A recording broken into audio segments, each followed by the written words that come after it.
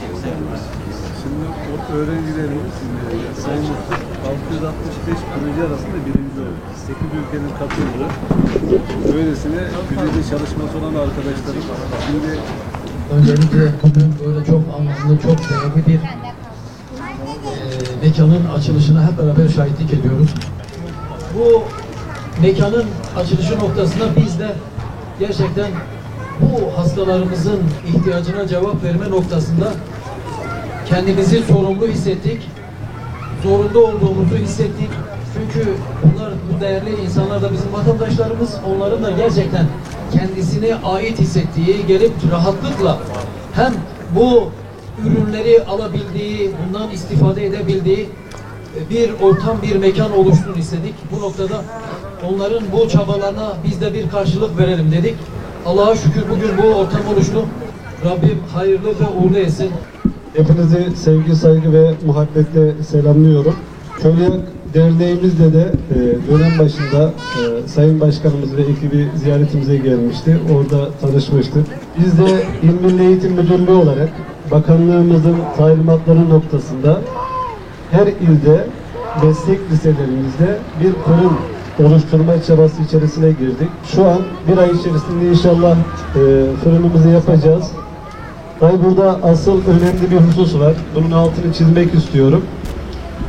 Bu fırında çölyak hastalarına yönelik ekmek üreteceğiz. Özellikle çocuklarımız bizim her şeyimiz. Onlar bu işin önemini biliyorlar. Ne kadar önemli olduğunu biliyorlar. İnşallah son kez yine söyleyelim. Çocuklarımız için bu müjdeli haberi sizlerle paylaşıyoruz. Bir ay sonra üretime başlayacağız. İnşallah anlamlı olur. Hepinize saygılar sunuyorum. Teşekkür ederim. Ümmeti Muhammed'in bütün dertlerine deva, hastalarına şifa, ömürlerine bereket ihsan eyle ya Rabbi. Sağlık, afiyet içerisinde olduğumuz nice günlerde bizi bir araya getir, birlik ve beraberlik içerisinde kardeşlik duygularıyla bir ve beraber olanlardan eyle Allah'ım. Biz sana inandık, sana güvendik, sana tevekkül ettik Allah'ım. Bizi mahcup etme. Allahümme salli ve sellim ve barik ala seyyidina Muhammedin ve ala ali seyyidina Muhammed. Ya Rabbi bizlere dert verip derman aratma Allah'ım. Derneğimizin açılışını yapıyoruz. Ya Allah, Bismillah.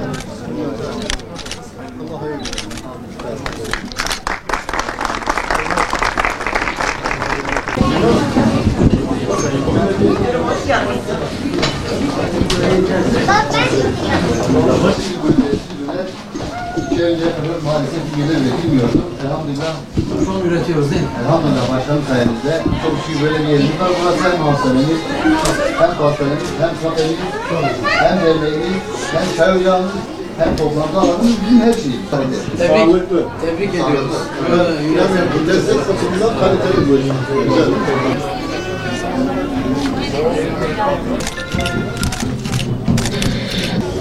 Umut Tanrı, ben çölyak hastasıyım. Burada çok önemli hizmetler görüyoruz. Daha sağlıklı besleniyoruz. Ekmeklerimiz, cipslerimiz, tatlılarımız var. Çok güzel hizmetler var. Teşekkür ediyoruz. Ben, eşim, çocuğum çölyak hastasıyız. Ailemde çok daha fazla, hani hem benim ailemde hem eşimin ailesinde çölyak hastası var. Biz bir sene öncesine kadar Bingöl'de hani böyle bir şeyi hayal bile edemiyorduk. Çok fazla sıkıntı yaşıyorduk ki hala hani eskisi kadar olmasa da yaşıyoruz yani. Şimdi özellikle çocuklar için hani burası çok iyi oldu. Yani emeği geçen herkesten Allah razı olsun. Özellikle Yunus Bey'den, Sayın Valimiz Kadir Ekinci Bey'den Allah razı olsun, bize her zaman çok destek oldu. İstediğimiz tabii lokantalarda, restoranlarda bazı hani bilgilendirmeler yapılsa, hani bu konuda hastalar, biz gidip hani çölyaklıyız dediğimizde karşımızdaki insanlar bilinçli olsa daha rahat edeceğiz. Bir de şöyle bir konu var, okula giden çocuklar için kantinlerde ürün bulundurulması olsa çok iyi olur. Yani şu an öyle bir sıkıntımız da var. Burada yani şu an eski her türlü hizmeti görebiliyoruz. Yani istediğimiz kadar ilerletemiyoruz. Daha hayırsever insanlarımızın desteğiyle inşallah daha da ileriye gidecek.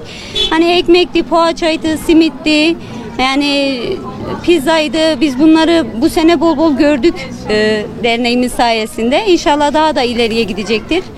İnanıyorum ki daha iyi olacak. Özellikle çocuklar için. Tamam. Benim adım Meryem. Tamam. Ben de çölyak hastasıyım. 5 yıllık bir çölyak hastalığım var, geçmişim var. Çölyak yani gluten intoleransım var. Bugüne kadar Bingöl'de hiçbir glutensiz ürün bulamıyorduk. Maalesef milli marketler zinciri dışında hiçbir yerde bulamıyorduk. Bu dernek bizim için çok güzel bir yenilik oldu açıkçası. Yunus Bey'den onunla beraber belediye başkanımızdan hepsinden çok teşekkür ediyoruz. Dilerim daha iyisi olur. Dilerim her yerde bu bilinç olur. Glutensiz restoranlar açılır diye temenni ediyorum.